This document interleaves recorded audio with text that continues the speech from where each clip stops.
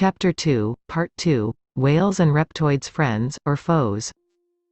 100 million years ago, the group of ascended masters, also known as the Pa-Tal, the Founders, the Builder Race, and by this point many other names, who had set up a base in the area we now call Antarctica, were monitoring the Draco farming and breeding programs that were currently underway.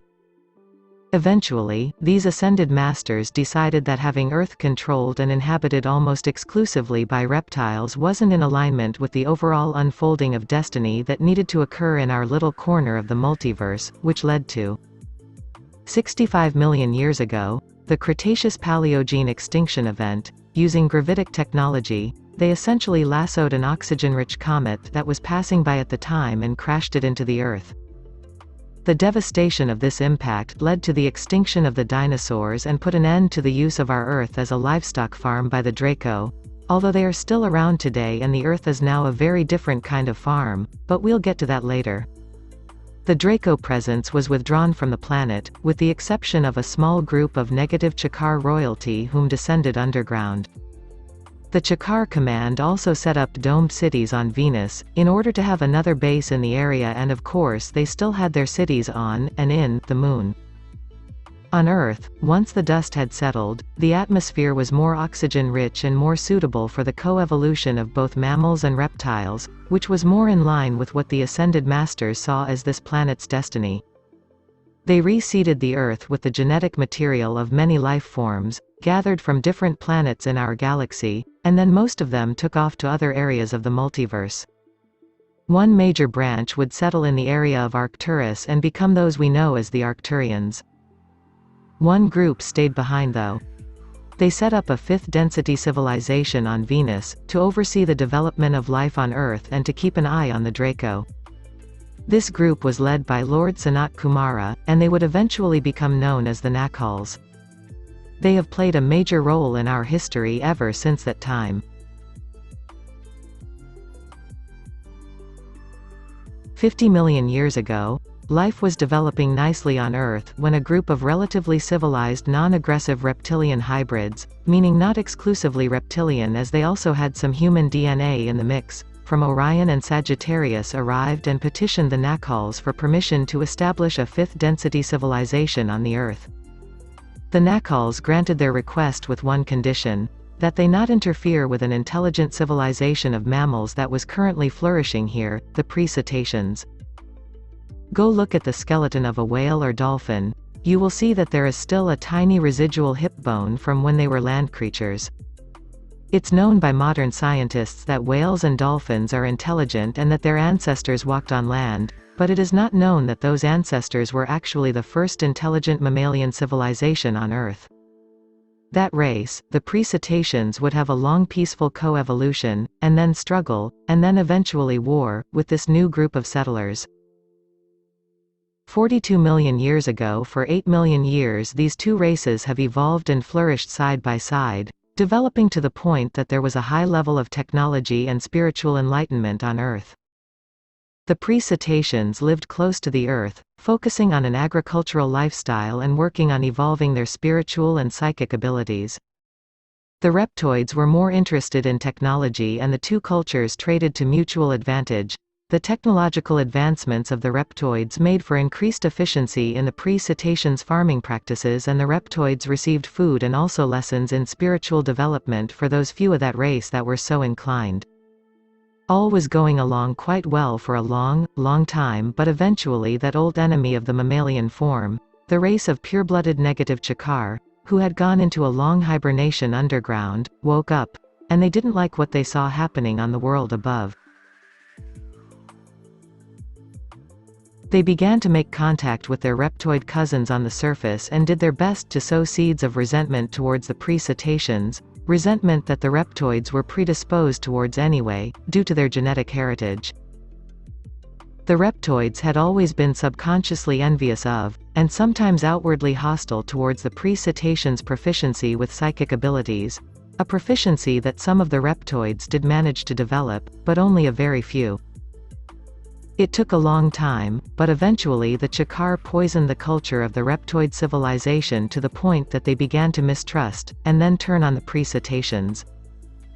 Eventually this friction led to war between the two groups, or rather, it would have led to war, if the pre-Cetaceans had not preempted it. The more advanced beings among that race, the leaders who had developed the ability to step outside of the stream of time and see the past and probable future, saw this coming long before it actually happened, and they had set their course in motion thousands of years before the war actually began. They selected a portion of their race to begin undergoing gene mutation, evolving rapidly into a species that could live in the oceans of the Earth, so that their presence on the planet could be maintained after the inevitable conflict which they foresaw. When the reptoids launched their attack, even though they were a much more aggressive and technologically advanced race, they really didn't stand a chance. Even nuclear and scalar weapons, both of which the reptoids possessed, were no match for the power of the pre-Cetacean consciousness, a group mind that could manipulate matter itself.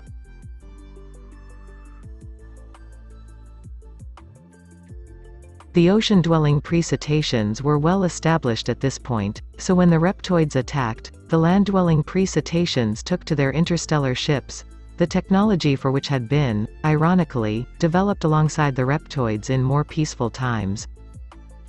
Once the pre-Cetacean race was off-planet with their cousins safely underwater, they used their group mind to penetrate the reptoids' incredibly powerful fusion reactors. A little mental nudge is all that was required to implode the reactors, resulting in nuclear explosions that decimated 98% of the reptoid population. The 2% who survived fled to Maledeck, also called Tiamat, a planet that used to be part of our solar system but which now is our asteroid belt.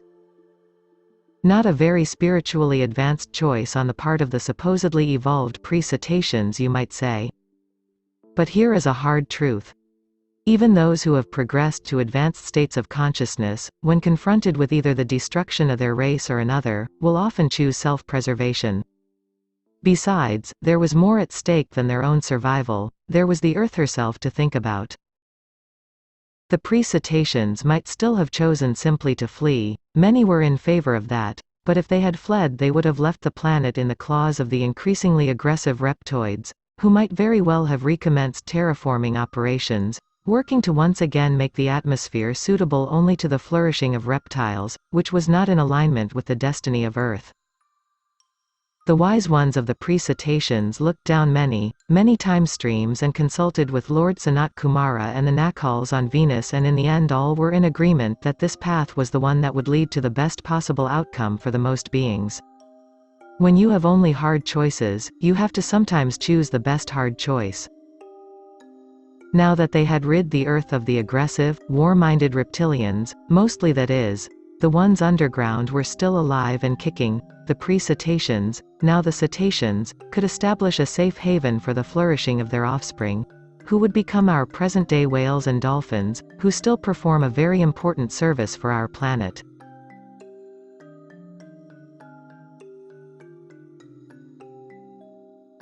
Their group consciousness has held the memory of our Earth since that time, and they have preserved that genetic memory through times when our planet's consciousness field has collapsed, resulting in a total wiping out of the planet's Akashic memory banks, the information of all lives ever lived on a particular planet, stored in that planet's electromagnetic gravitic field. Whales and dolphins act as an external hard drive. From time to time when our Earth's memory banks have been corrupted or wiped out, the Cetaceans have been there to upload the backup. Chapter 3, Part 1. The Lyran Expansion, the Orion Wars, and the creation of the Anunnaki 20 million years ago. The humans from the original Great Migration who settled in the Lyran system close to their ancestral home and who had shunned technological growth, have now evolved over millions of years to the point where they can settle other planets, and explore distant stars. Their technological taboos slowly eroded over time. A new wave of migration began from here, and these cat-like humanoids were surprised to discover the many other civilizations that have been developing all around them. Their common ancestors have been forgotten in the dim mists of ancient myth, and the original Lyran humanoid form has evolved over time, and has also been genetically manipulated into a wide variety of races with different sizes, features, skin tones and consciousness levels.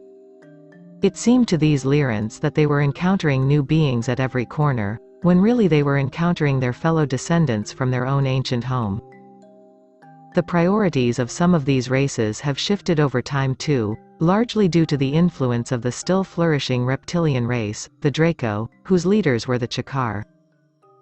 Some of the humanoid race in Orion, mostly those of the Aryan genotype that had evolved in Vega, have found that they resonate with the Chakar's agenda of space exploration and colonization. This cooperation eventually led to the formation of the Orion Empire. Many in the galaxy disagreed with the principles of the Empire and its agenda, and many civilizations that had been subjugated by the Draco started to rebel and band together.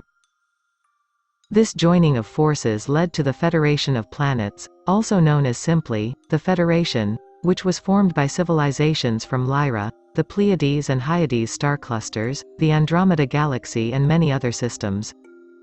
Since these folks basically had right on their side, they were also joined and advised by non-physical beings from both our universe and beyond. The Federation even got some unexpected volunteers from some reptilian planets whose particular races were more evolved in their consciousness. One human group from the Pleiades, unwilling to join either side, decided to leave that area of the universe altogether and eventually settled on what is now called Mars, where they would live for many millions of years and would later play a big role in our local history. Another branch of this group from the Pleiades settled on Earth, and they have been here since that time through many, many cycles of civilization and disaster. Over time, this Pleiadian group moved underground and established the first human underground cities in what would become known as Agartha. From time to time these folks would cast themselves as gods to surface dwellers who had survived the latest environmental catastrophe and help kickstart civilization again. This group is still around today, living underground. 13 million years ago, the tensions and disagreements between the Federation and the Empire were many and eventually they reached a boiling point. The war was initially over territory, but it became a war of mindsets and ideologies. On the one hand, there was a group of human and hybrid races that had joined forces in the Federation.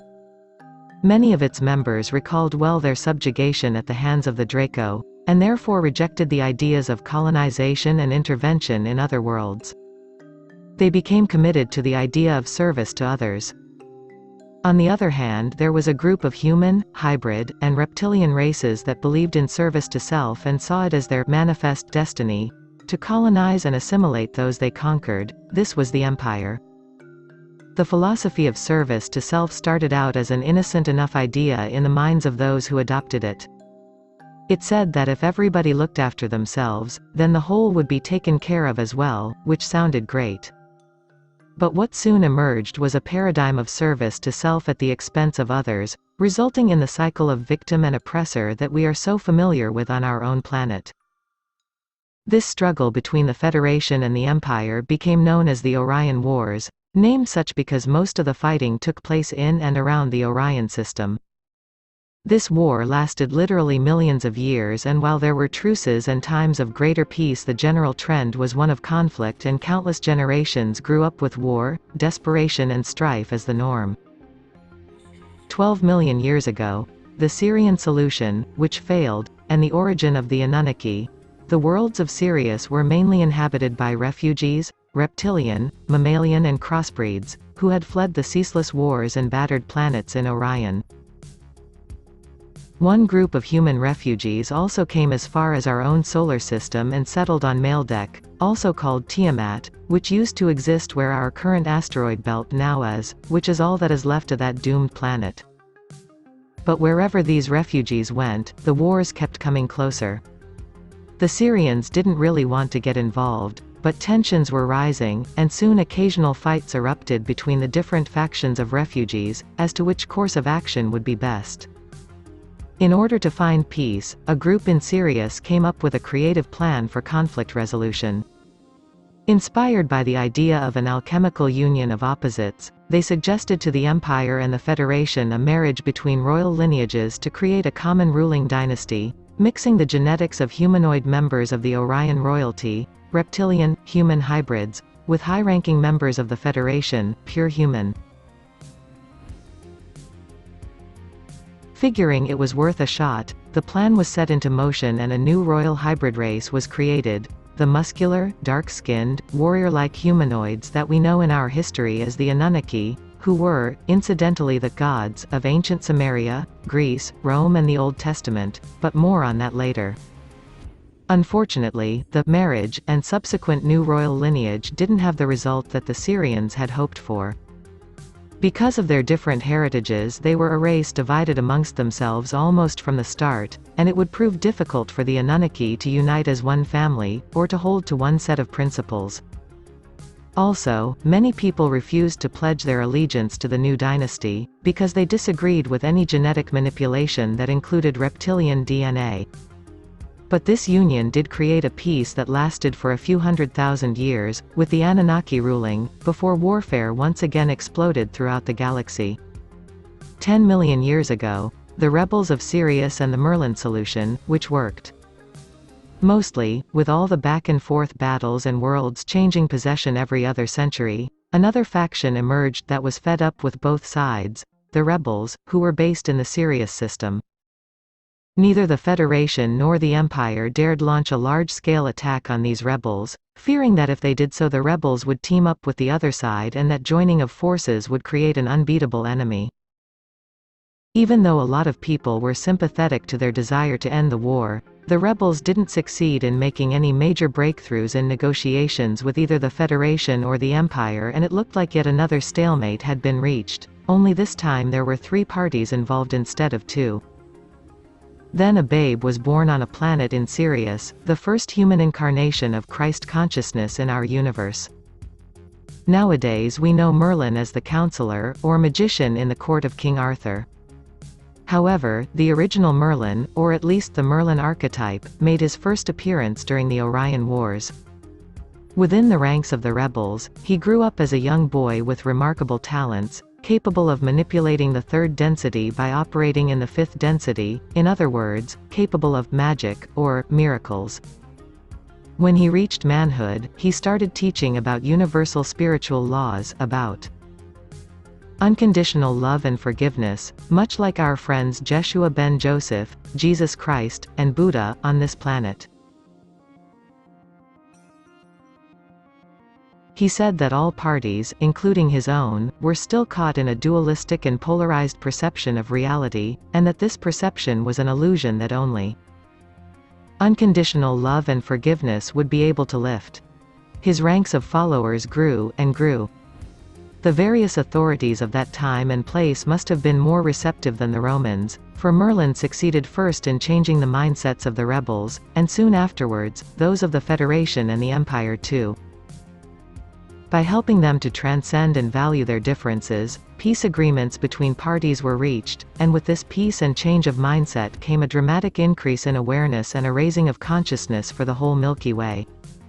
Over the next hundreds of thousands of years, entire masses of people would ascend into higher density realities as a result, and Merlin became known as the unifier. The Orion Empire transformed into a true matriarchy with Tiamat, the Dragon Queen, as its benevolent ruler. However, there remained a faction of 13 human, reptilian hybrid families within the Orion royalty who still believed in a might as right and service to self mindset. These are the ancient roots of our present-day cabal, the 13 royal bloodlines, the Dark Men from Orion. As part of the peace, Tiamat was given governorship of our local system, along with her own system of Orion. The 13 royal bloodlines were jealous of this ruling, and they decided to travel to our system to see if they could perhaps gain a toehold from which to eventually take over the resource-rich planets here which they coveted. They settled on Mars but didn't exactly receive a warm welcome. The civilizations which existed there tried to make room for the dark-minded newcomers, believing everyone deserved a chance, but before too long even these benevolent and fair-minded people could no longer tolerate the vibration of the Dark Men from Orion. The 13 bloodlines were banished from our system, an action that would come back to haunt the civilizations of Maldek, Mars and eventually, Earth. It was during this time of peace throughout the universe that someone had the bright idea to create a system of living libraries, planets that contain flora and fauna from hundreds of other worlds, to act as a kind of storehouse for genetic material.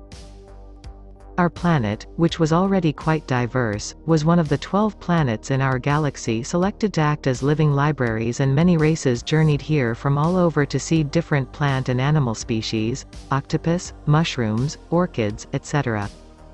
Many of them stayed for a while, delighting in the rich lushness of the Earth, and some are still around. Tiamat herself traveled to Earth to help seed life and created a giant, androgynous, humanoid race, the Namlu'u, to act as guardians of the living library on Earth. The Namlu'u were the race that the Greeks called the Titans.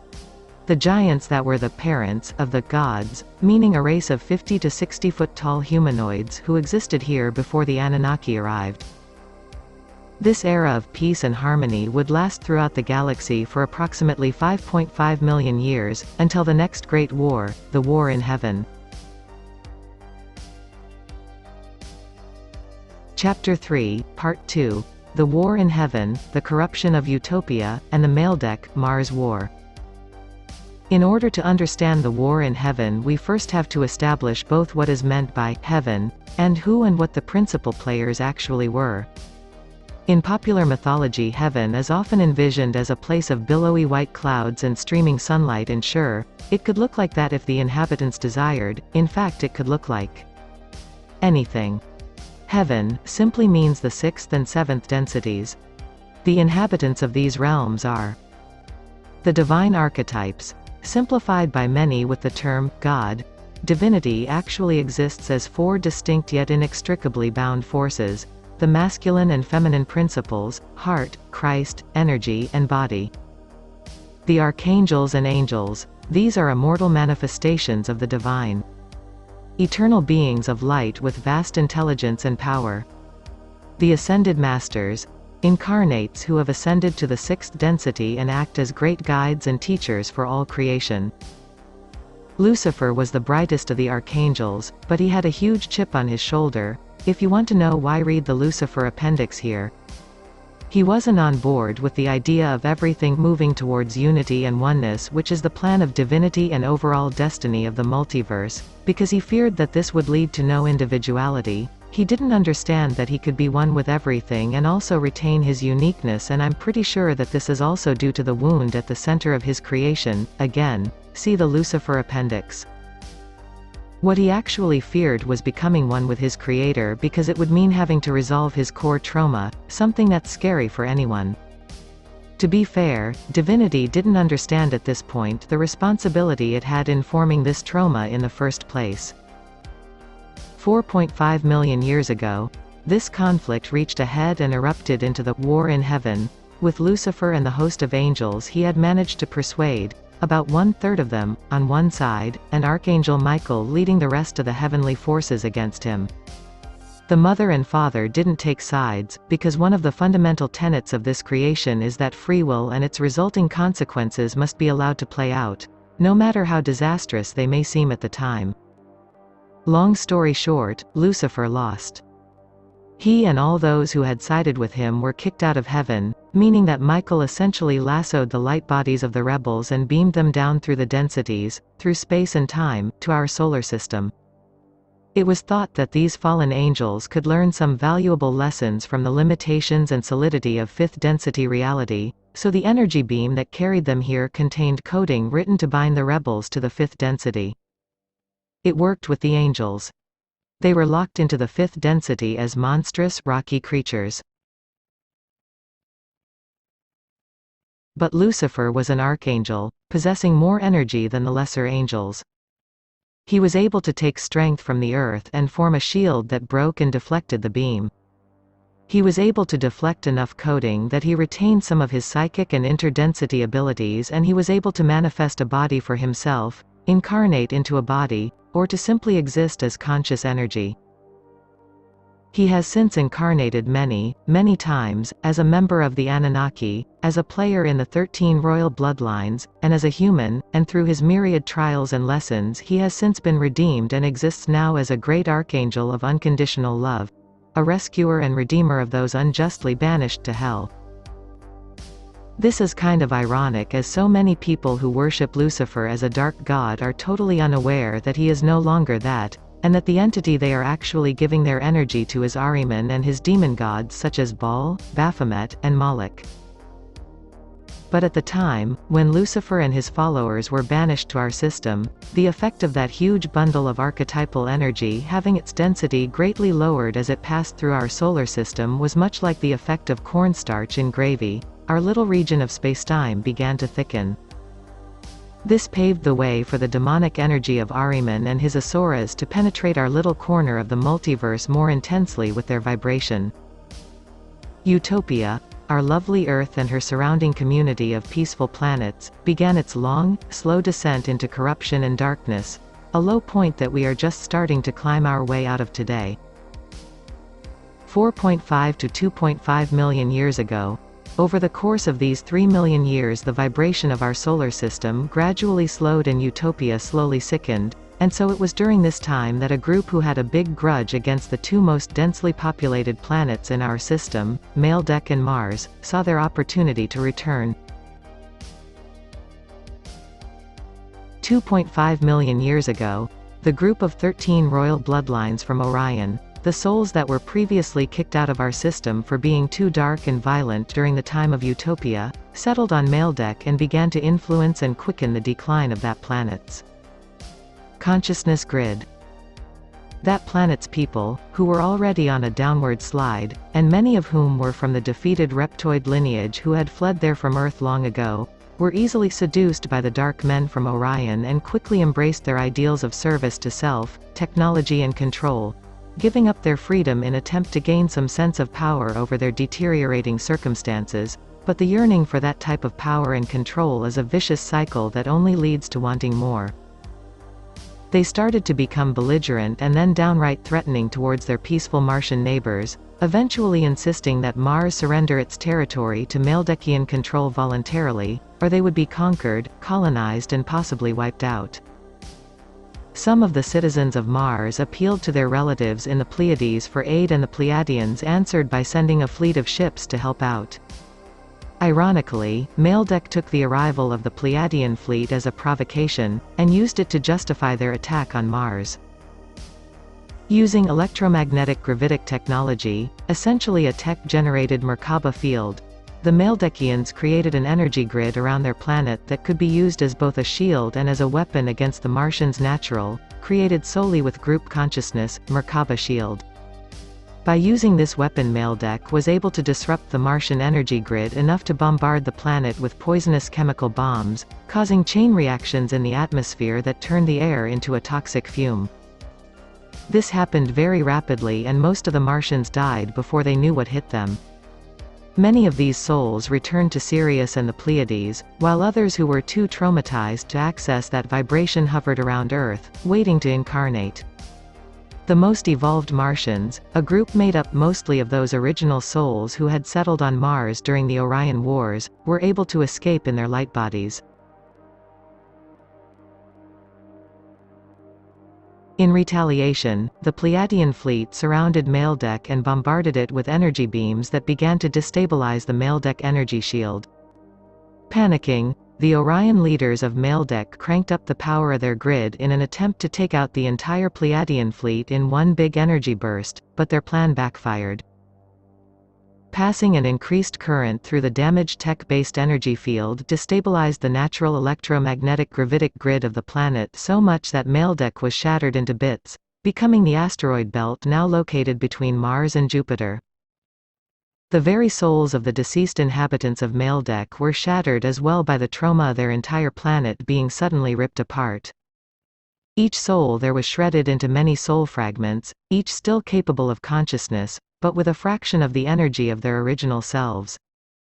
They flocked to Earth, now the safest, most hospitable planet in the system, and joined the souls of the Martians there, hovering around the planet in a great cloud of soul families waiting to incarnate. Many of the people on Earth now were part of that group. Seconds before the planet was torn apart, the group of 13 royal bloodlines who made up the leadership of the Orion faction, and who were well prepared for just such an eventuality, managed to escape into spacetime using their electromagnetic gravitic technology. They traveled in 3 gigantic, disc-shaped motherships, battered and damaged from the wars, to a place and time where they saw that it would be both possible and advantageous to manifest, to Atlantis, approximately 52,000 years before our present day.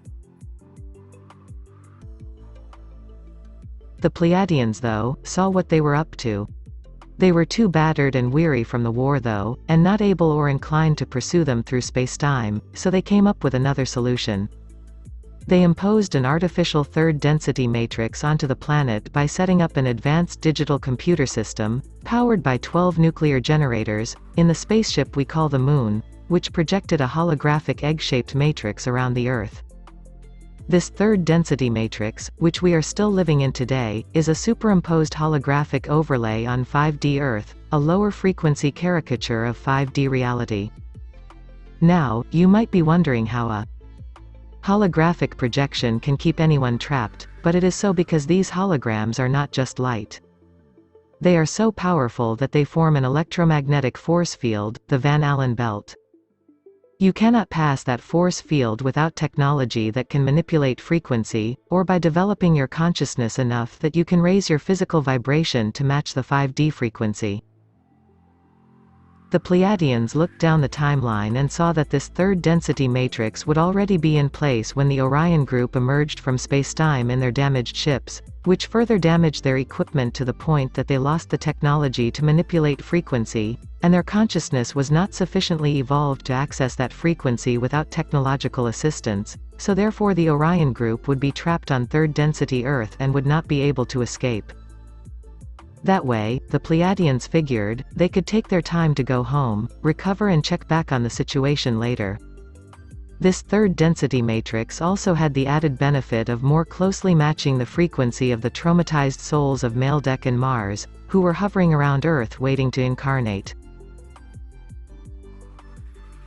The 13 royal bloodlines from Orion have played a major role in our planet's history ever since that time.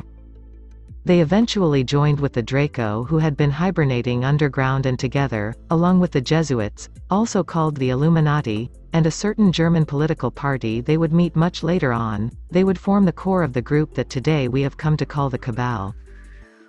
These dark men from Orion, these 13 royal bloodlines, all had elongated skulls, which you can see appear prominently in Egyptian and other post-flood cultures. This group, and their elongated skulls, can be traced to the Roman Empire, the Vatican, and European royalty, many of whom also had elongated skulls, though over time their skulls have gotten smaller as their physiology reacted and adapted to the energy, gravity and DNA of the planet. The Pleiadians have since regretted their part in the destruction of Maldek and have been trying to help us out since then, resulting in the many present-day channelers who speak for different beings there, and the many starseeds from there who choose to incarnate on Earth. They are also part of the efforts currently underway to move us out of the third density matrix, though most are not aware of the necessary role the third density plays in allowing us to interface with the mother wound, and that the process cannot be rushed, for we must bring all those lost pieces of the mother with us into the fifth density in order for any evolution or ascension process to integrate and stick. For more about this, read parts 1 and 2 of the preface, if you have not already. 2.5 million years ago, our neighborhood was in trouble, as the low vibe that now permeated our system made it more possible for nasty beings of all types to take up residence. The Earth had been designated a living library, home to flora and fauna from across the galaxy, but that's not the only thing that makes her special. The spirit of the Earth is the largest, most sentient piece of the lost original mother. Because of this, our little blue planet is an energetic linchpin for all of creation, so there was very real reasons for concern among the higher forces of light. Sanat Kumara, the leader of 144,000 Nakals who were still in residence on 5th density Venus, decided it was time to return to Earth for a while to help stabilize the situation. He traveled here with 400 of his people, and together they manifested a 5D city above the Gobi Sea, which is now the Gobi Desert. This city would become known as the White City, or Shambhala. Once Shambhala was established, the rest of the Nakhals made the trip from Venus and took up residency. Foreseeing that they would be involved with nurturing all forms of life on the planet for a long time to come, Sanat Kumara decided that a 4D city should be constructed underground, directly below Shambhala, so a portion of the Nakhals manifested some 4D bodies so that they could interface with the fourth density reality on Earth, and began construction of Lower Shambhala. The group of humans from the Pleiades who had settled here about 17.5 million years before, and who were also living at the fourth density, most of Agartha as 4D territory, had already established a city underground, and they welcomed the Nakhals and also assisted with the construction. Then the Nakhals began the real work. Together with the Pleiadian group and the more highly evolved Martians who had escaped the destruction of their planet's atmosphere in their light bodies, they began helping the traumatized souls of all those who had perished in the Maldek, Mars War, who were hovering around the Earth in a great cloud, waiting to incarnate here. These poor souls were so traumatized and fragmented. They had lost all their psychic abilities and Akashic memory and were barely sentient. They incarnated into the third density matrix as primitive hominids, the genus we know as Homo habilis. The active DNA was reduced to 2 strands, with the 10 other strands existing only as potential. The different soul families, each of which was comprised of shards from a previously intact, single soul, incarnated into different tribes. Essentially, one tribe equals one soul family equals one shattered Maldekian or Martian soul. To this day, many of the souls who inhabit the Earth are from this group, and while some have evolved and healed over time, regaining much of their former spiritual prowess, others have not and are still barely above their ancient hominid ancestors in terms of consciousness. The reason that our fossil record shows so many different species of the genus Homo, subsequently appearing and disappearing throughout the millions of years that follow this time, is because of both evolution and continued genetic manipulation by the Nakhals, as well as many other groups. In fact, descendants from these tribes would eventually be altered into Homo sapiens by the Anunnaki about 2 million years after the introduction of Homo habilis. Chapter 4, Part 1, Origins, War, and Peace on Nibiru. 2.5 million years ago, around the same time that the Maldek, Mars War was erupting in our solar system, the Anunnaki were getting into some trouble over in the Orion sector. Remember back to their origin during the Orion Wars. They were created as a race from a union between the leaders of the Federation and the Empire, and from the beginning it was their mandate to be leaders as well. The fact that they were eventually rejected by the galaxy, largely because of the reptilian side of their heritage, left them with a pretty big chip on their collective shoulder. So when the Orion War finally did end and Tiamat, who has her share of reptilian DNA as well, she is called the Dragon Queen for good reason, was given governorship over both our region of space as well as Orion, the Anunnaki were righteously pissed off. This bitterness festered until, in an excess of hubris and stupidity, they launched an attack on Tiamat's home planet and were easily defeated by the much larger and more advanced forces of the Dragon Queen. Tiamat could have easily wiped out the Anunnaki, but she is both an enlightened and merciful ruler. I'm using the present tense here to refer to Tiamat because she is still around, and she magnanimously offered a peace settlement to the little warrior dwarves.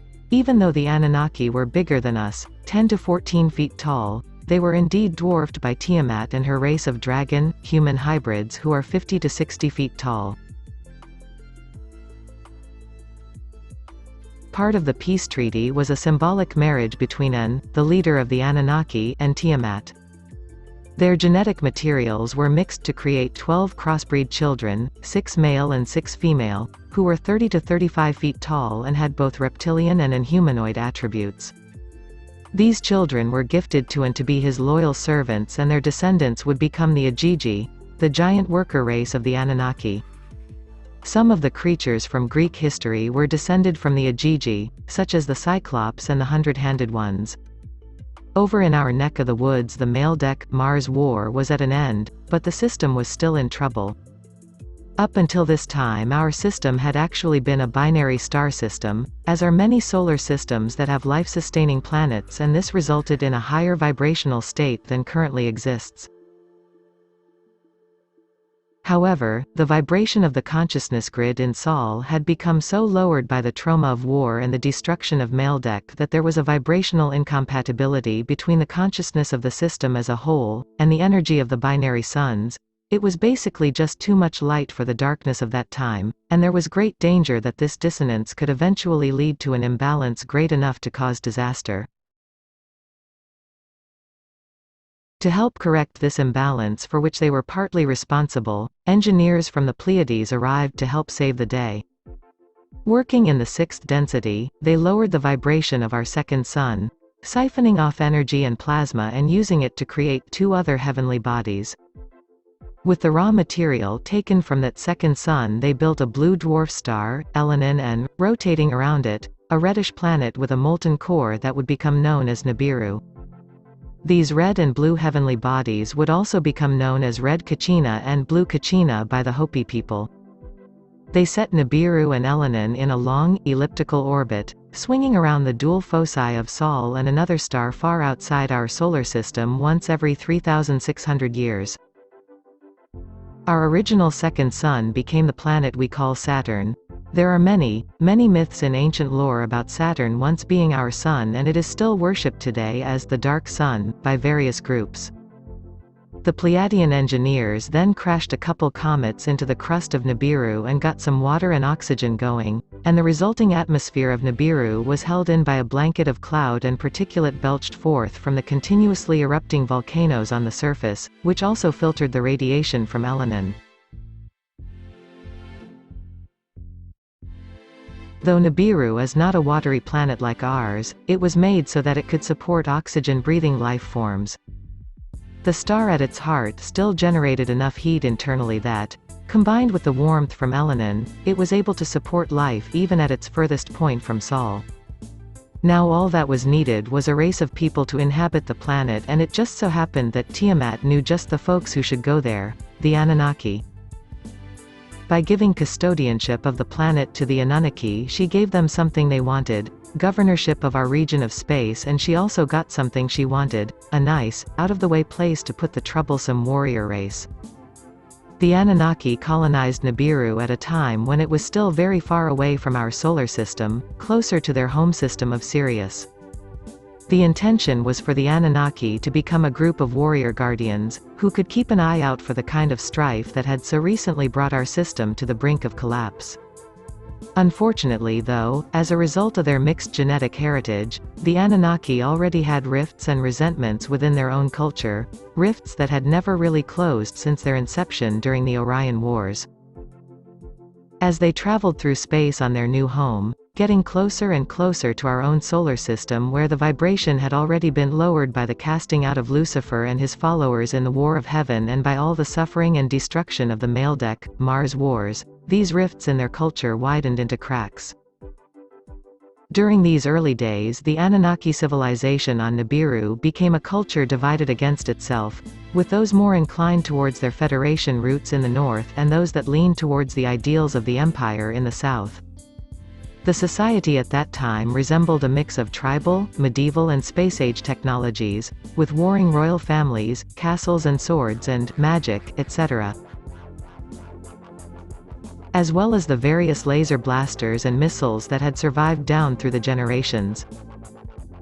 They also still had many weapons of great terror, as they are referred to in the Sumerian clay tablets, which were basically nuclear warheads, the use of which was considered taboo by all the tribes. These nukes would survive down through the millennia, stored and preserved in stasis fields, and become shrouded in mysticism and myth, and some of them would eventually find their way down to our own planet, a couple million years later. By the time Nibiru swung through our planetary system for the first time, the Anunnaki were in no shape to keep an eye out for anyone but themselves, and such would be the case for many, many generations to come. Note: from this point on all the history concerning the Anunnaki comes from actual recorded documents. I primarily used The Lost Book of Enki, by Zecharia Sitchin, distinguished Orientalist and biblical scholar. He is one of the few people alive who is able to read and translate the Sumerian clay tablets, among other ancient texts. The Lost Book of Enki was Mr. Sitchin's presentation of this story, which he compiled from ancient clay tablets and other artifacts unearthed in various archaeological digs. Sumerian, Akkadian, Babylonian, Assyrian, Hittite, Egyptian, Canaanite and Hebrew sources are all woven together to create this narrative. Rather than detracting from the story's veracity, it is my opinion that the fact that all these various sources dovetail with each other and speak to the same events increases the likelihood that these events did, in fact, occur. Plus my gut says yes. 775,000 years ago, for more than 1.5 million years, while life on Earth has been flourishing and slowly evolving under the gentle guiding hand of the Nacals, life on Nibiru has been one of repeated cycles of war, destruction, rebuilding and then more of the same. Many cities have been built, destroyed, rebuilt and destroyed again. Civilization has risen to heights that surpass our current level of technology, and have also been plunged back into the Stone Age from devastating conflict. But finally, there was peace.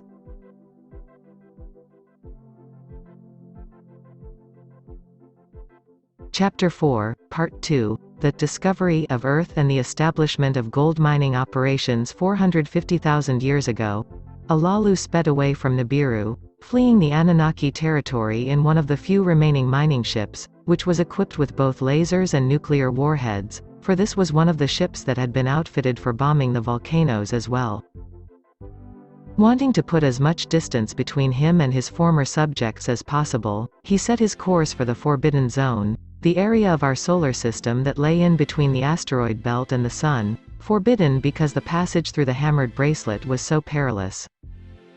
He kept record of his flight and recorded his impressions of Pluto, Neptune, Uranus, Saturn and Jupiter as he passed them on his way.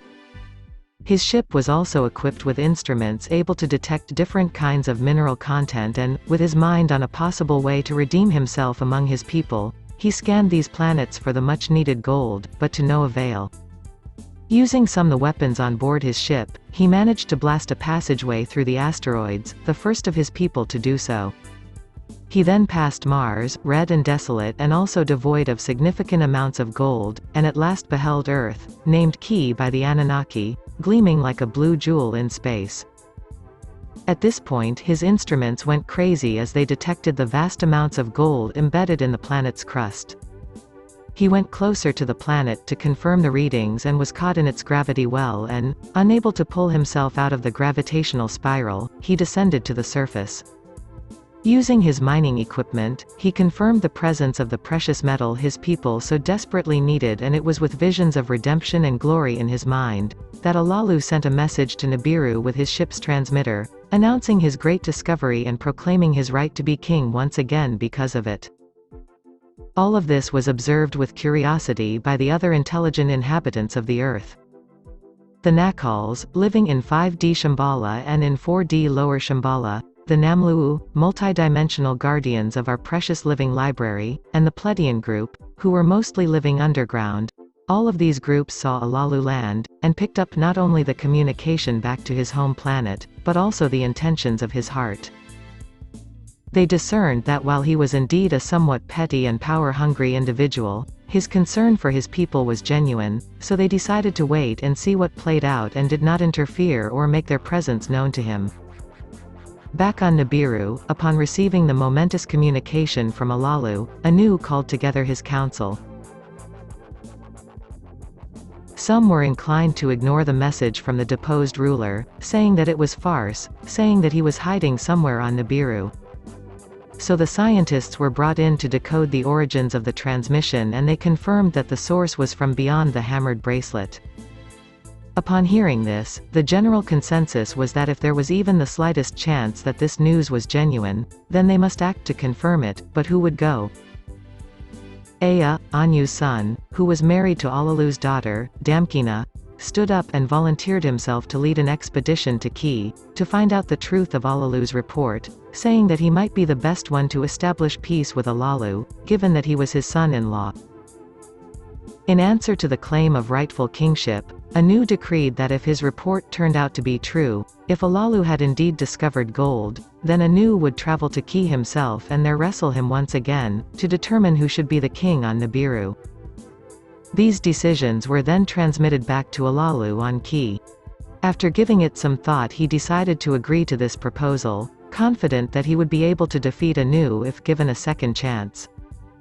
This set in motion a chain of events that would lead to the creation of us Homo sapiens, about 150,000 Earth years from this time. 445,000 years ago, Prince Ea and his expedition of 50 fellow Anunnaki have completed the journey to Earth and set up operations there. Aided by Alalu's description of how he blasted his way through the asteroid belt, they armed their ships with what is described in the clay tablets as a water blaster. I'm not sure what this actually was, but it seems probable that a high-pressure jet of water in the vacuum of space could be effective for moving asteroids. A lot of their technology seems to have been fueled by water, but whether that was normal water, or something else that they referred to as water is unclear. Whatever the case, their blaster worked, for they were able to pass through and complete the journey unharmed. They used up most of their water in this effort, though, and had to get more in order to complete the journey. Upon passing Mars, they noted the ice caps at the poles, and discovered that there were still some rivers and lakes on the surface. After determining that the gravitational pull of the planet was not too great as to prevent them from leaving again, they landed and restocked their water supply before continuing on their way. When they got to Earth, they splashed down in the waters of the Persian Gulf and were greeted there by Alalu. Over the following months and years they slowly settled in and explored the area, but the adaptation to their new home wasn't easy. To them, the Earth had insanely short day and year cycles. There is record of the Anunnaki being terrified by the first sunrise they saw, never before having seen the sun appear so huge and red on the horizon. Eventually they established the first Anunnaki city of Eridu, in the region that is now known as Iraq, and Alalu was given command of this territory, although for the time being, Ea still had command of the overall mission. As for the gold extraction, their first idea was to try extracting the metal from the waters of the region, a much easier process than mining gold from the ground and one that could be achieved solely through the use of machines, but they did not end up with much gold to show for their effort. Nevertheless, it was decided that what they had collected should be sent back to Nibiru as proof that there was indeed gold to be had, and so that the efficacy of using Earth's gold as a suspended particulate matter in Nibiru's atmosphere could be confirmed. A pilot named Abgal was chosen to fly the gold back to the home planet in Alalu's old ship, and upon inspecting the ship for his upcoming journey, Abgal discovered a couple nukes in portable stasis fields remaining in the ship's hold. He reported this to Ea and together they hid the weapons of great terror in a cave high in the mountains, after which Ea, who wasn't sure if all his kin and crew should be aware of the weapon's existence, asked Abgal not tell anyone about the nukes. Then Abgal returned to Nibiru, where testing confirmed that the gold from Earth could indeed be suspended in the atmosphere. Since extracting gold from the water was proving to be frustratingly inefficient, Ea went looking for a good location to set up mining operations.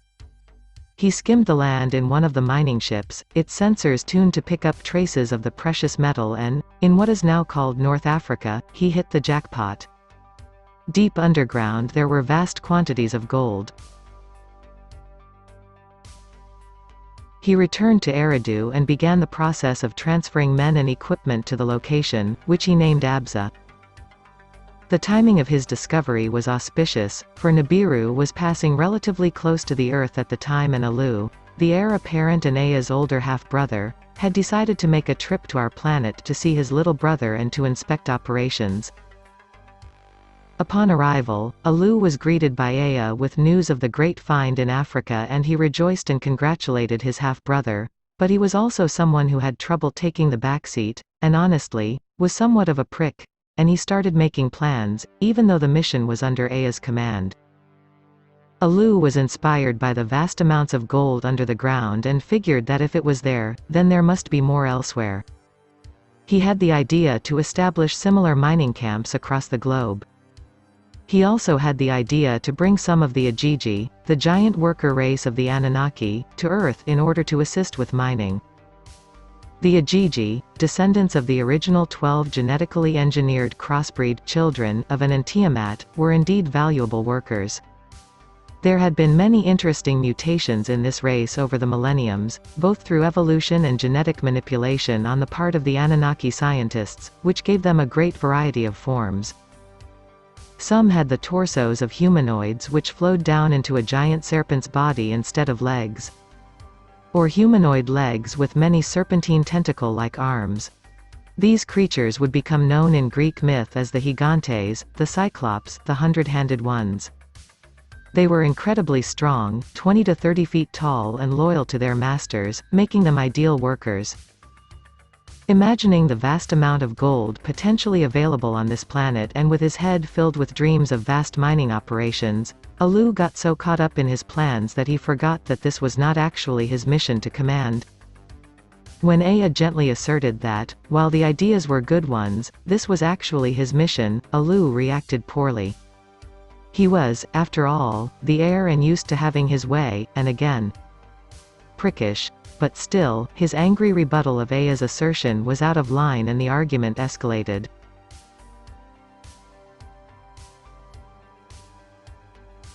It got pretty ugly, but eventually they managed to agree on summoning their father to settle it.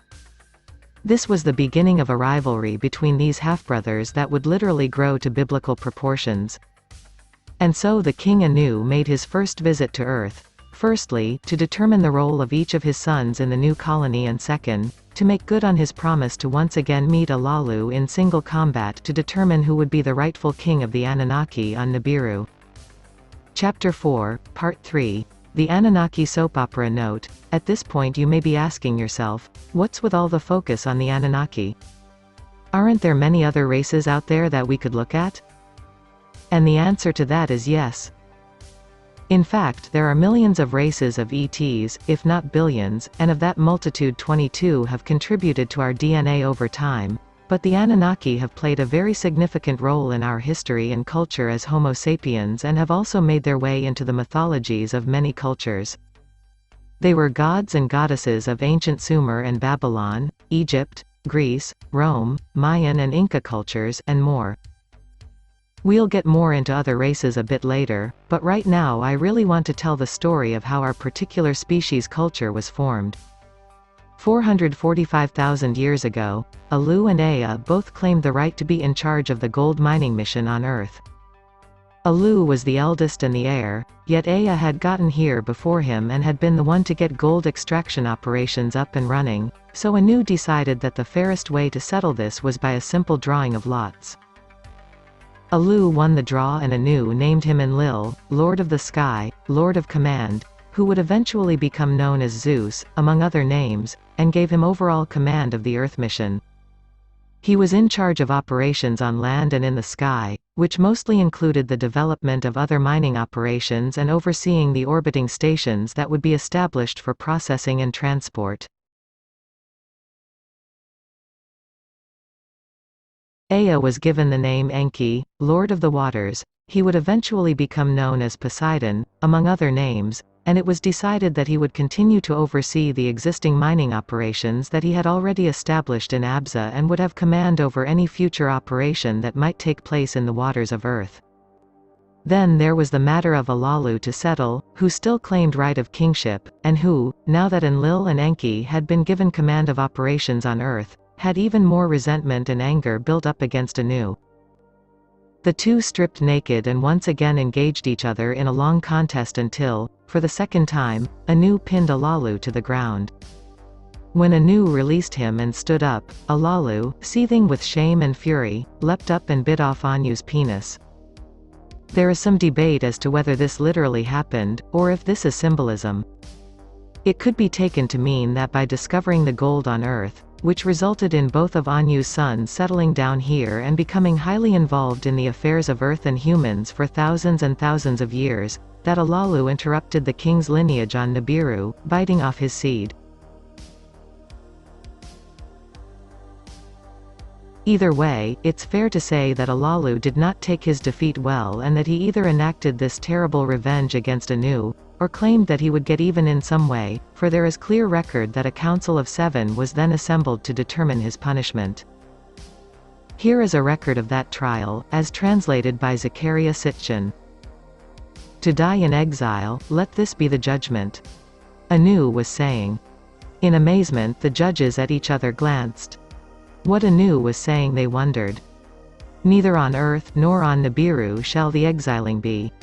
Anu was saying. On the way there is the Lamu planet, with waters and an atmosphere it is endowed. He is referring here to Mars, which did indeed still possess water and an atmosphere at the time, although the atmosphere was thinning as the water continued its slow evaporation on most of the planet, while freezing at the poles. Enki, as Ea, thereon made a pause. Of it as a way station have I been thinking. Its net force is less than that of Earth forceful, an advantage in wisdom to be considered. In the celestial chariot Alalu shall be taken, on my departing from Earth he with me shall make the journey. Anu then was saying. Around the planet Lamu we shall make circuits, to Alalu a skychamber we shall provide, to the planet Lamu in it he will be descended. Alone on a strange planet an exile he shall be, his days to his last day by himself to count. Thus did Anu words of judgment utter, in solemnity were the words intended. And so Alalu's fate was decided. Remember too, Alalu was an incarnation of Lucifer, so the tendency to get banished or exiled was pretty strong in his karmic makeup. Echoes of his banishment from heaven long ago. Then one of the pilots, Anzu, spoke up and volunteered to accompany Alalu to Mars and to stay with him there, so that he could bury him as befits royalty when he died. This was agreed upon and Anu told him that the next time a ship passed by the planet they would stop and check in on them, and that if Anzu was still alive he would be given command of the way station that would eventually be built there. Then Anu returned to his rule on Nibiru, dropping off Alalu and Anzu on Mars along the way, and mining operations on Earth began in earnest. 400,000 years ago, there were now 7 functional settlements in southern Mesopotamia and the overall area was named Eden. These settlements included a spaceport, Sapar, Mission Control Center, Nippur, and a metallurgical center, Shurapak. Ninmah, Enlil's lover and half-sister, the Anunnaki didn't have the same incest taboos that we have, had arrived on Earth with a group of other female nurses, bringing with them seeds to begin growing some medicinal plants. She told Enlil of the birth of their illegitimate son, Ninurta, who was still back home on Nibiru. An interesting side note, on their way to Earth Ninmah and her crew had stopped by Mars to replenish their water and there they discovered Anzu, apparently dead. But Ninmah was greatly skilled in the arts of healing and she detected that there was still a spark of life that could be rekindled. Here is an account of what then transpired, again translated from the Sumerian clay tablets by Mr. Sitchin. Ninmah touched his face, to his heart she gave attention. From her pouch she took out the pulsar, upon Anzu's heart pulsing she directed. From her pouch she took out the emitter, its crystal's life-giving emissions on his body she directed. 60 times did Ninmah direct the pulsar, 60 times the emitter she directed, on the 60th time Anzu his eyes opened, with lips he motioned. Gently upon his face Ninmah water of life poured, his lips with it wetting. Gently into his mouth the food of life she placed, then the miracle did happen, Anzu from the dead arose. Once Anzu had recovered, Ninmah inquired about the disgraced Alalu, and Anzu told her of his fate. He led them to the cave where his body now lay and along the way told them the story of how Alalu had slowly sickened and then died. Ninmah was greatly moved upon seeing his bones laying there desolate in the cave, for even though he had betrayed Anu, it was the first time in their history that one who had been a king on Nibiru had died on another planet, far from home. And then, inspired by her compassion, she directed the construction of a memorial that we can still see today. Here again is the translation. He who once on Nibiru was a king, was a pile of bones in a cave now lying. For the first time in our annals, a king not on Nibiru has died, not on Nibiru was he buried. so did Ninma say. Let him in peace for eternity rest. She was saying.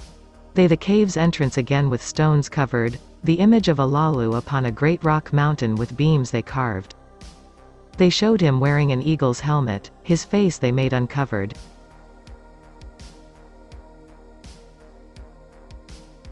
By the time Ninma arrived on Earth, Enki had quite the mining operation in the Abza, and there were other sites being explored and developed by Enlil. The ores were mined by both a Nunaki and a Gigi, and transported to Shurapak for processing. The refined metal was then sent aloft to orbiting stations manned by a Gigi, then transferred to spaceships arriving periodically from Mars. A few years later there was a way station on Mars, manned by a Gigi and Anunnaki workers under the command of the revived Anzu, where the big ships from Nibiru loaded up. Throughout the following thousands of years, Enki and Enlil were both on Earth, overseeing operations, and having many children by multiple Anunnaki partners.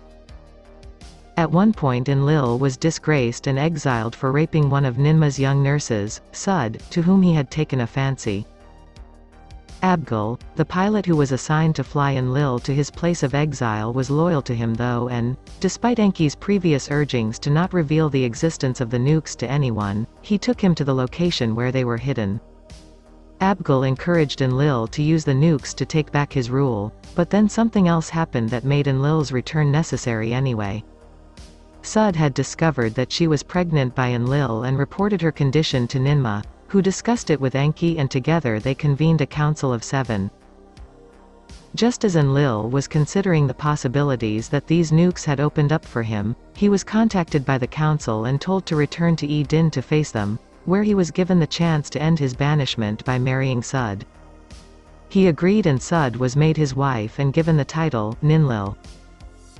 At this point the main players of the Sumerian and Akkadian mythology were all here, Enlil and Ninlil, Ninma, also known as Ninhursag, and Enki.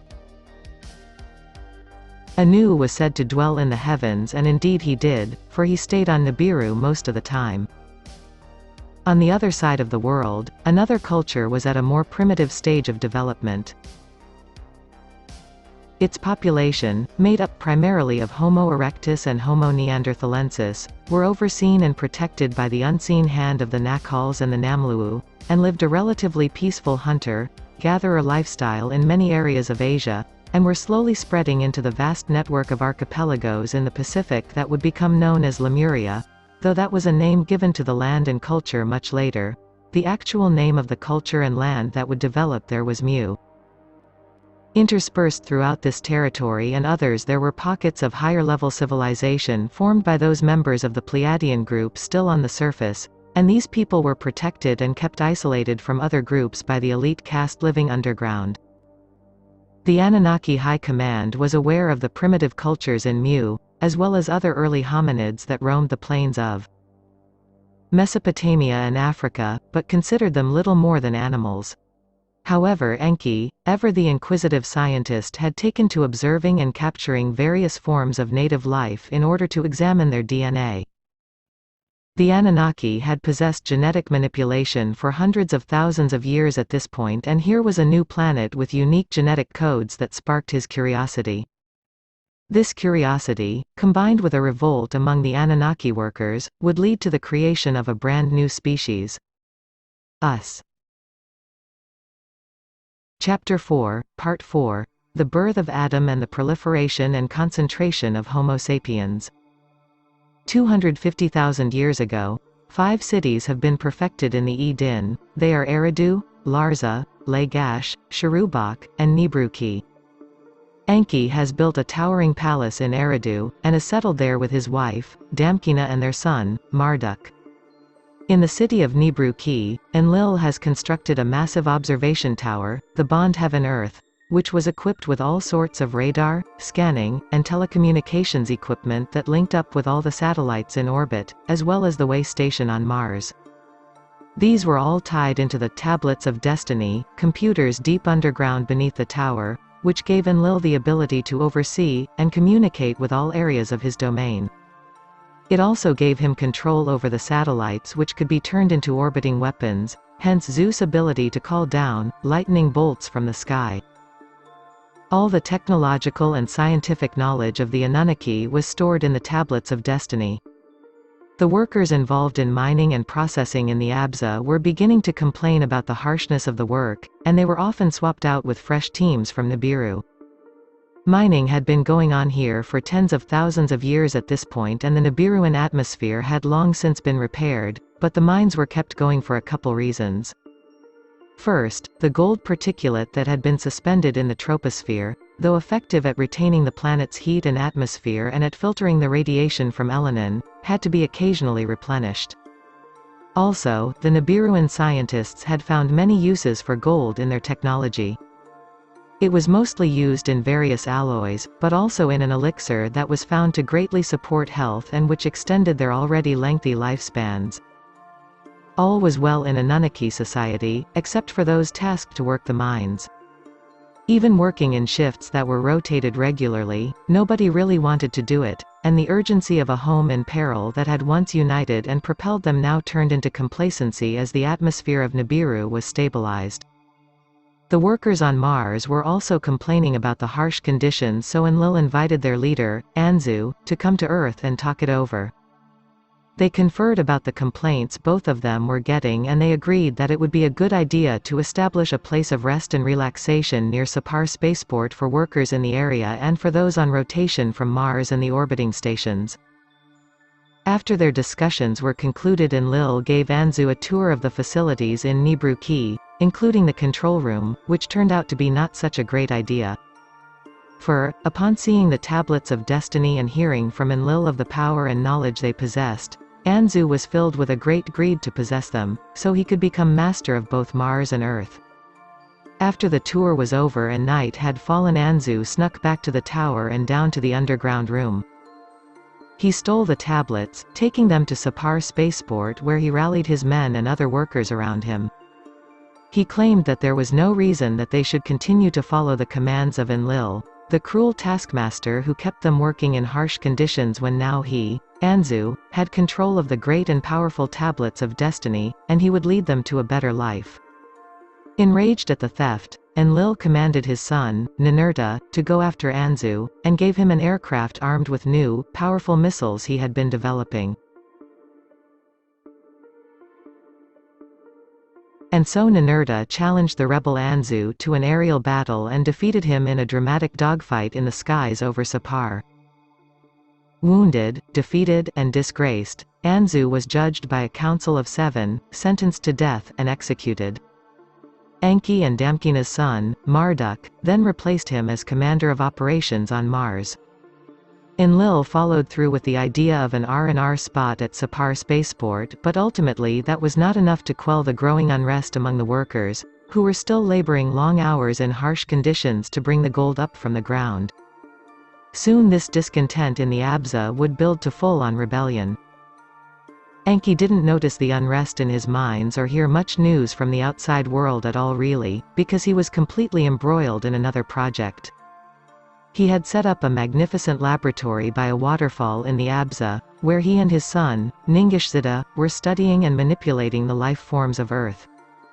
Enki had become fascinated with the animals of Earth, particularly the primitive, dark-skinned hominids, Homo erectus, that roamed the savanna of Africa at the time.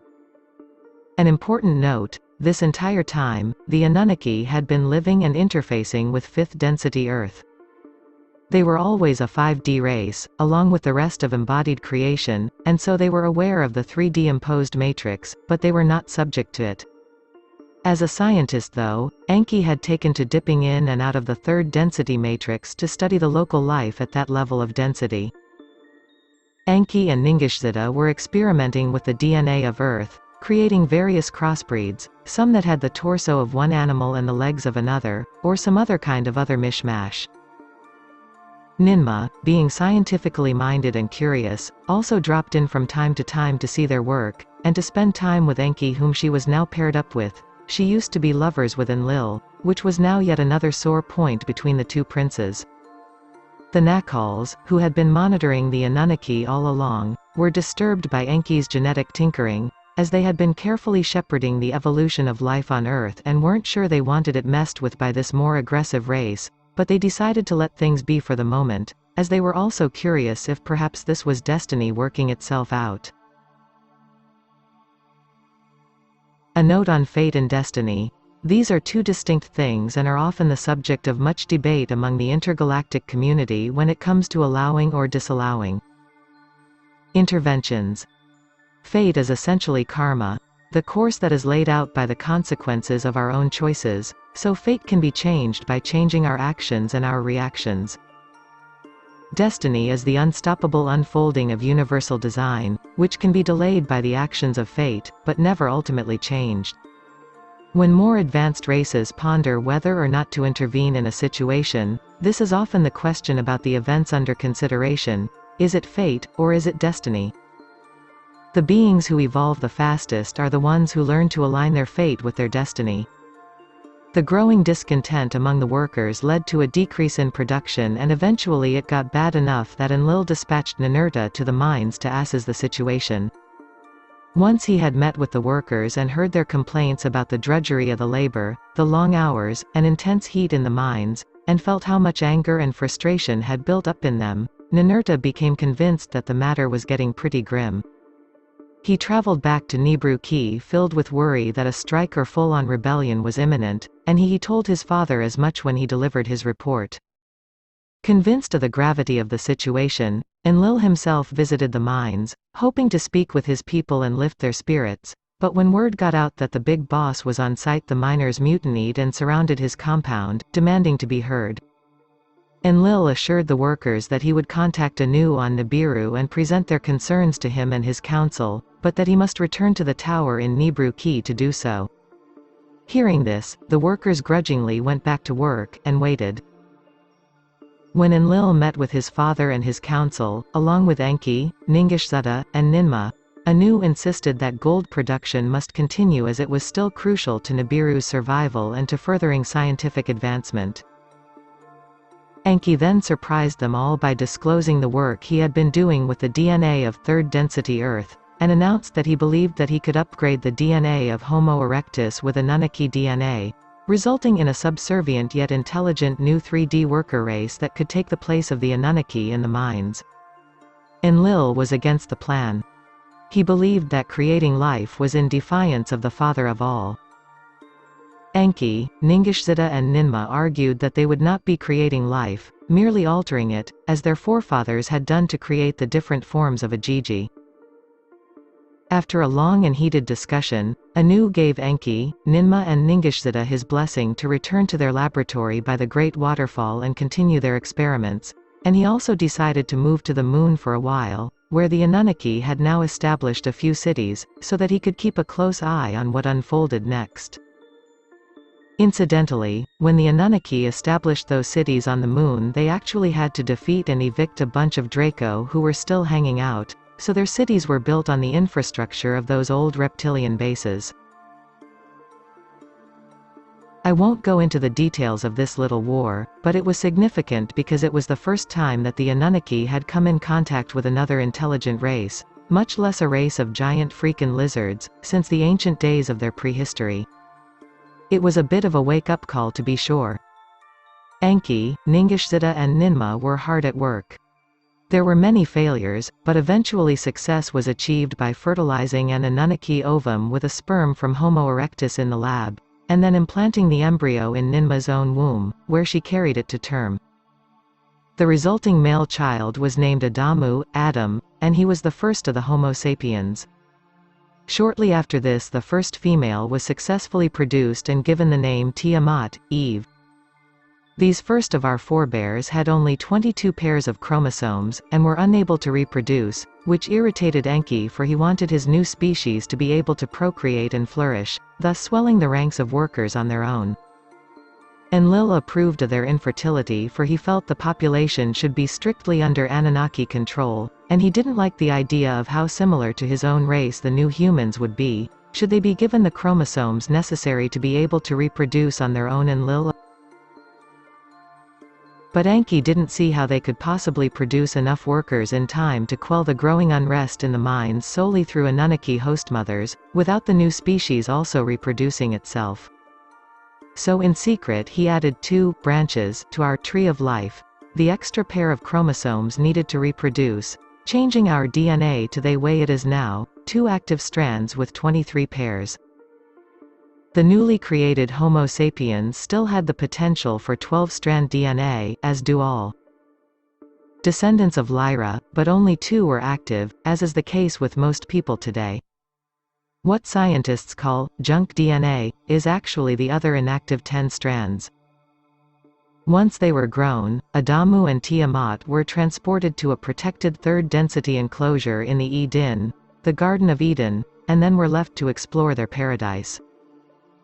Their creators watched and also invited the other members of Anunnaki royalty to come and see, as well as the Ajiji and other workers, so they would be mollified that their days of toil were numbered.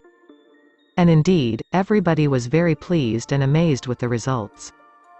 Everybody except Enlil. When he discovered the forbidden fruit that had been added to our genetic code in secret by his brother, he flew into a rage. He had only grudgingly gone along with the plan in the first place, and now that the new race had been given the knowledge of good and evil, in other words given the ability to have sex and reproduce by the serpent in the garden, one of Enki's symbol is a pair of entwined serpents, symbolizing the double helix DNA strand, he was furious. He didn't like anything momentous being done without his approval, and he viewed the creation of a race that could reproduce to be outside the bounds of what was morally acceptable, and he felt that this new species would eventually come to question their role as a labor force if they were able to have their own children. But now the cat was out of the bag. Once it was established that Adam and Eve could indeed make babies, the first birth was actually twins, a son and daughter, Enlil decreed that they and the other mated pairs that Enki and his team had created be banished from Din, and taken to the Abza. Enlil also decided to hedge his bets by reprogramming some elements of the 3D matrix. The Anunnaki had found the computer systems in the moon that governed its programming, so Enlil altered the programming such that the newly created form of human would be content to be slaves, whose main purpose was to harvest gold for their gods. They also imposed a belief that the human lifespan was limited to 85 years or so, which would prevent people from accumulating enough wisdom in a lifetime to ascend past the imposed 3D frequency. Instead, they would be forced to reincarnate, again and again, each time forgetting much of what they really are. This made it more possible to retain their slave workforce for eons.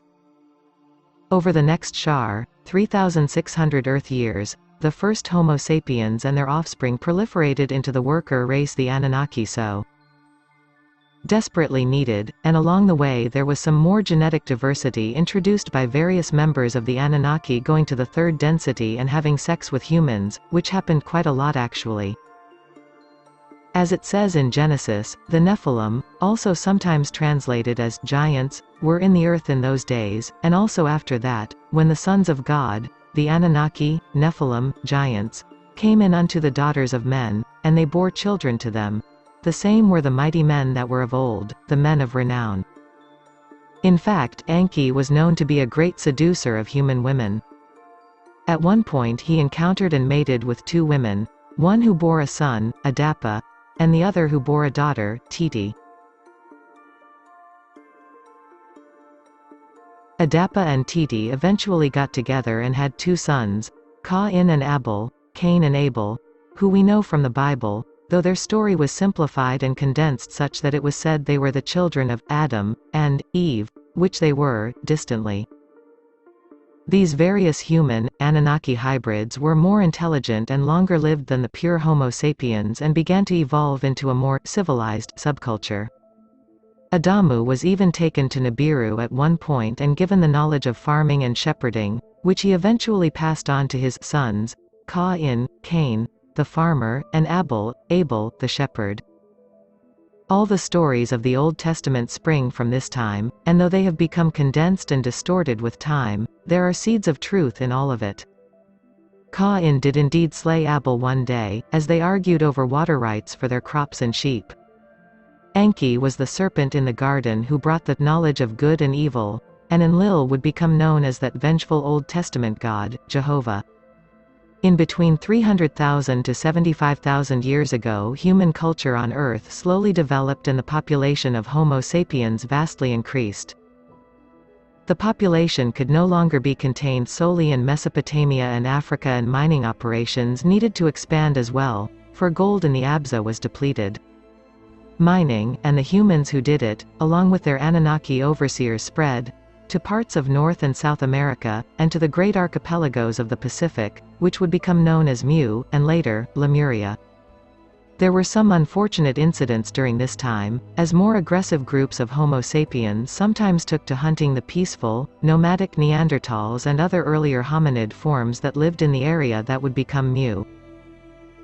The Nacals, who had watched the evolution of Homo sapiens on the other side of the world as it progressed, did their best to protect their people in Mu, and eventually decided to help bump up the culture and spiritual prowess of some of the early hominids by teaching some select groups about how to tap into their energy bodies for guidance and protection.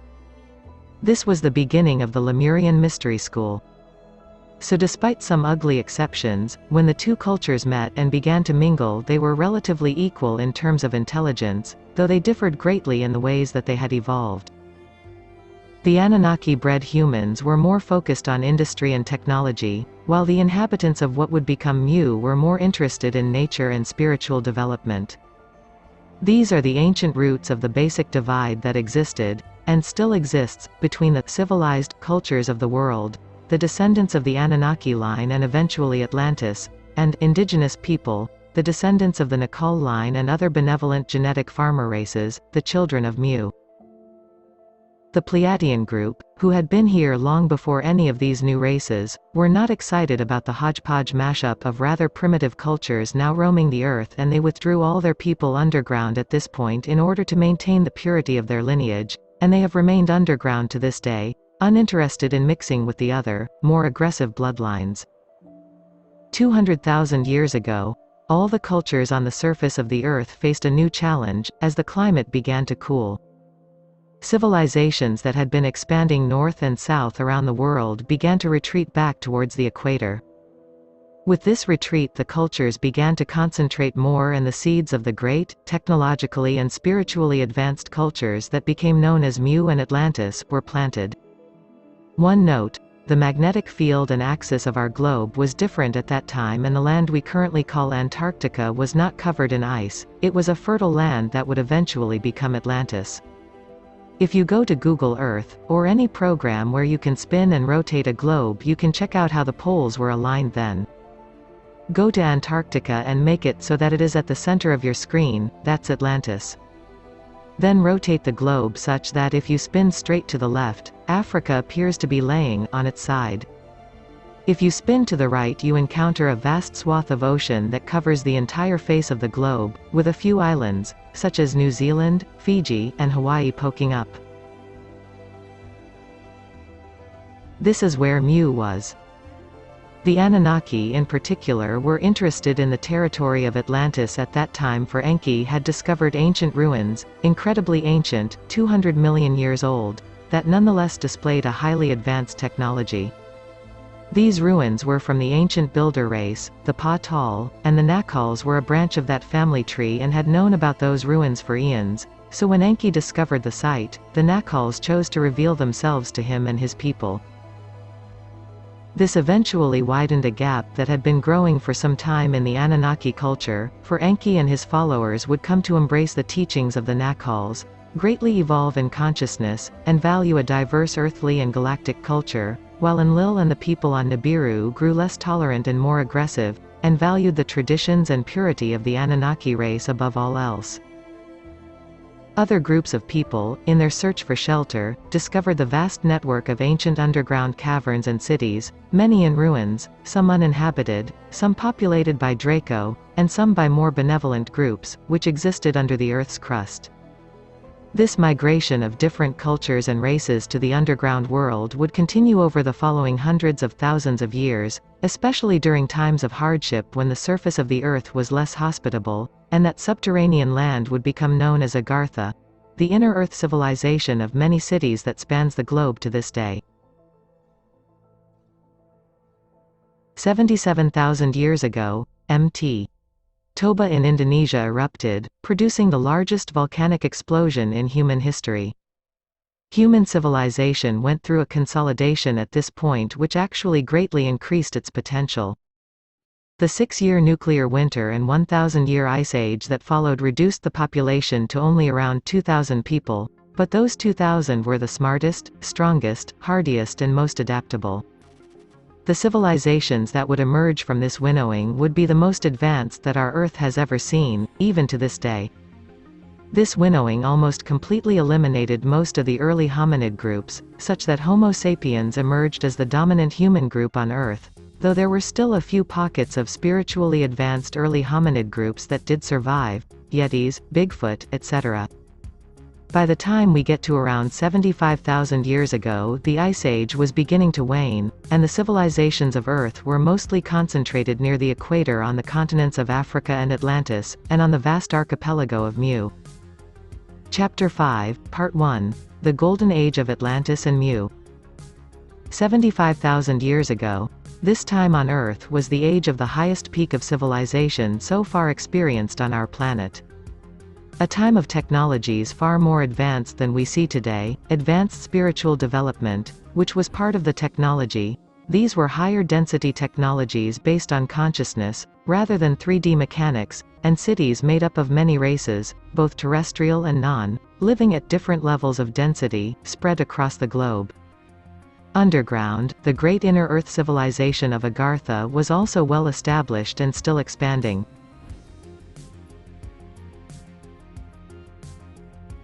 The beings who lived there were mostly benevolent or neutral, though there was still a pocket of Chakar, the Draco royalty, living in their stronghold under Africa.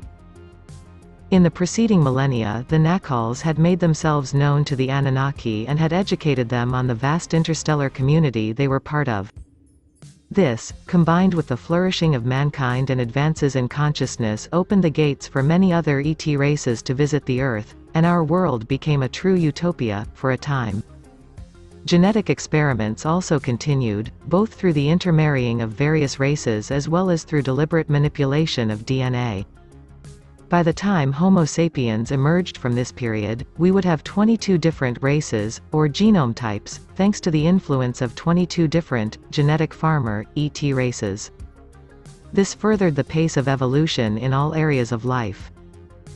Enki, in addition to getting all, hippie, on Enlil by embracing the traditions of the Nakal, also had mated with quite a few different human women at this point, and then elevated some of those children to govern in various locations, which enraged the prudish Enlil, to whom this increasingly complex and intermixed globe seemed more and more tarnished and impure.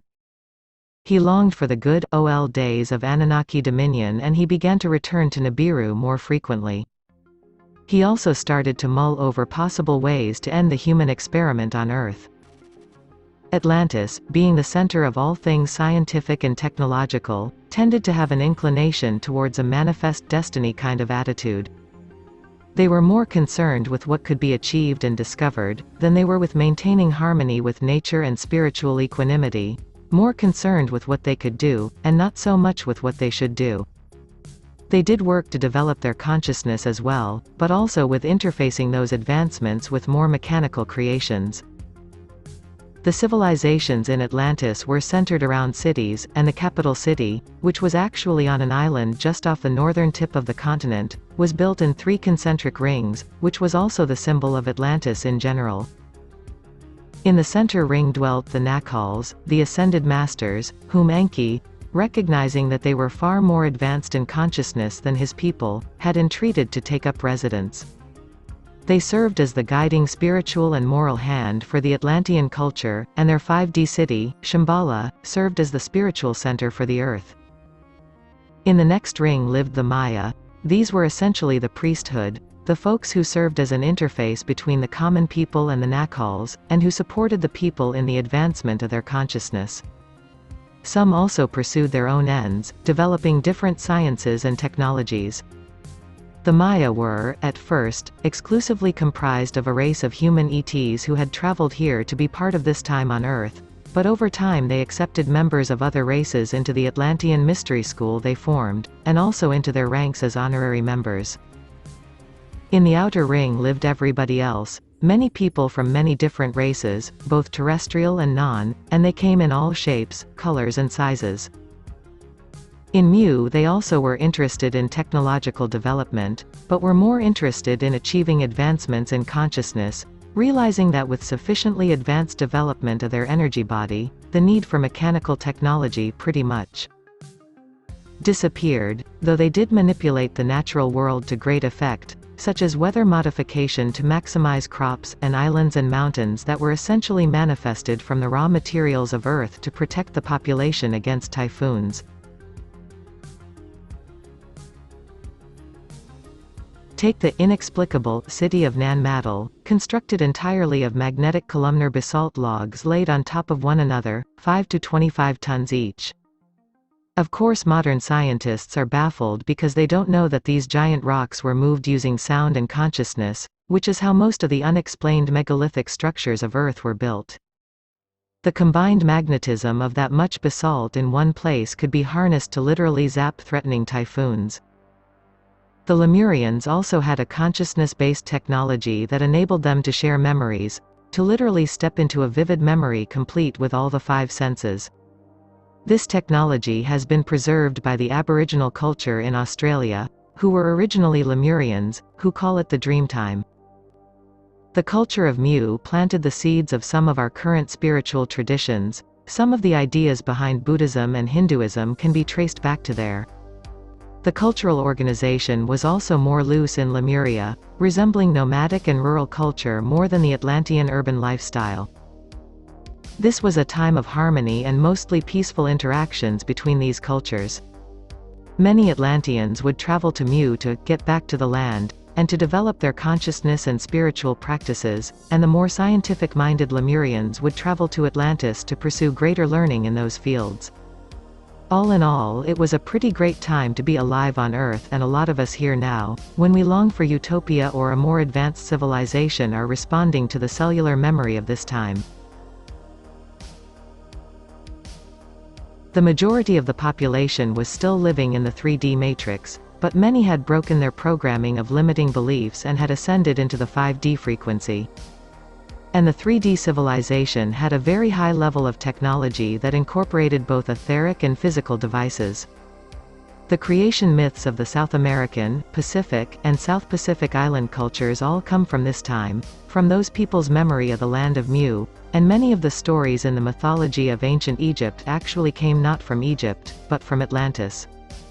For example, the tale of Osiris and Set. Some of the members of the Maya circle developed their consciousness enough that they achieved immortality through the ascension process and became honorary members of the Nakhals. The first one to do this was an accomplished student of mixed birth named Osiris, and he achieved it kinda by accident with a little help from his brother, Set. Osiris and Set were both mixed-race children. Their father was Marduk, also known as Ra, the Anunnaki commander who had run operations on Mars for many years but who had returned to Earth a while back and had quite a few affairs with local women. Osiris was already a very talented and accomplished student at the Atlantean Mystery School, and his brother was jealous and bitter.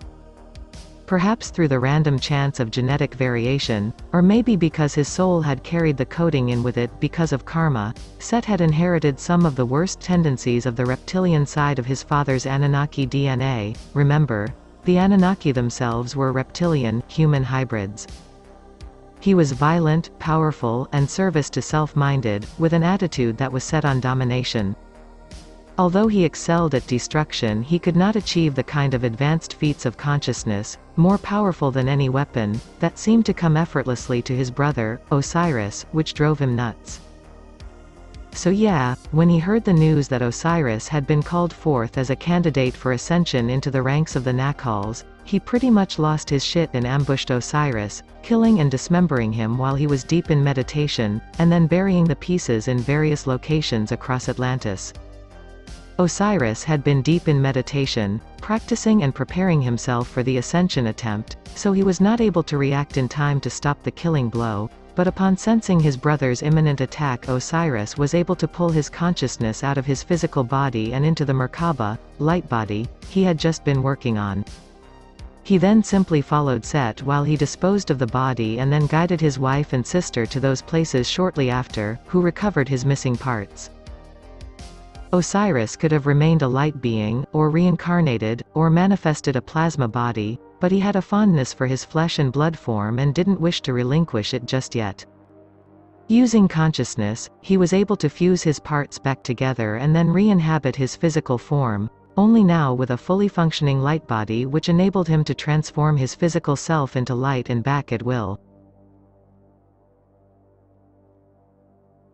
This was the process of resurrection, and as far as I know he was the first one to do it. The Nacals already had perfected the path to ascension, which had the same outcome ultimately, but Osiris was the first to actually repair, re-inhabit, and then ascend a physical form that had been deceased. Something that a guy named Yeshua ben Joseph, aka Jesus, would learn how to do many thousands of years later at a mystery school in Tibet. All was going swimmingly on Earth until about 52,000 years ago, when something happened that began the long slide into darkness from which we are only just now emerging. 52,000 years ago, the whole continent of Atlantis was buzzing with the news. The Nacals and Maya were going to manifest a tree of life on Atlantis, an energetic matrix comprised of 10 energy vortexes. This would accelerate all development on Atlantis, especially the development of consciousness. They laid out their grid that spanned the continent with the following shape. Notice how each one to the vortexes has a certain archetypal quality or vibration. There were groups of people on Earth at the time who matched the vibration of each of these centers, and they had been gathered together at the vortexes to reinforce and embody that frequency, thus grounding it into the 3D plane, with the exception of 2 spots. None had been found that matched the vibration of 2, chakma, roughly translated as wisdom, but more specifically this refers to spiritual law and purpose, and 8, had, splendor, meaning more specifically majesty and intellect. The architects of this grid decided to go ahead anyway, determining that these 2 empty vortexes would draw the life that matched their vibration to it, possibly from some of the people who lived under the Earth's crust in Agartha. Or perhaps from nearby star systems. And yeah, that's what happened, but with some unfortunate results. 2 groups from the stars were indeed drawn to these energetic power spots. The first was the group we know today as the Hebrews, and they were just fine.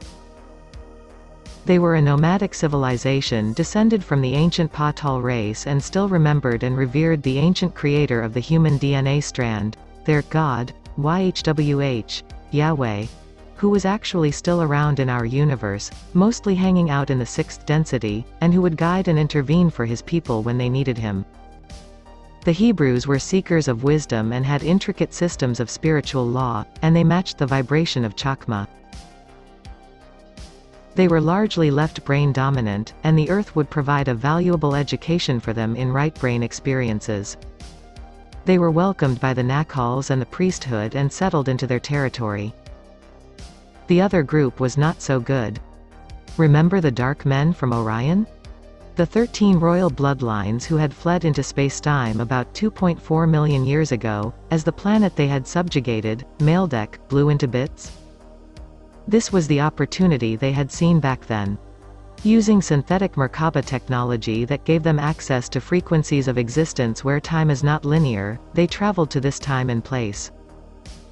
Even though they were service to self-minded, their vibration matched the archetype of majesty, royalty, and intellect that was vibrating in the Had vortex.